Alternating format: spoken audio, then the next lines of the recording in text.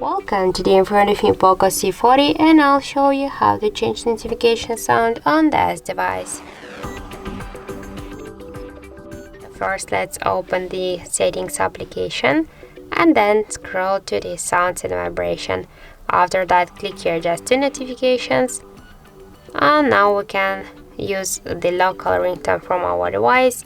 But how to do that, you should just find another video on our HardReset YouTube channel, and also we can use our pre-installed ringtones, so default ringtones. We should select the notification here, and after that just let's select one from these sounds which we like. So for example,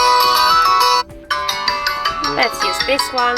We can see that this ringtone applied successfully, and now when we'll go back here to the sound settings, we can see that we just successfully changed notification sound on our POCO device.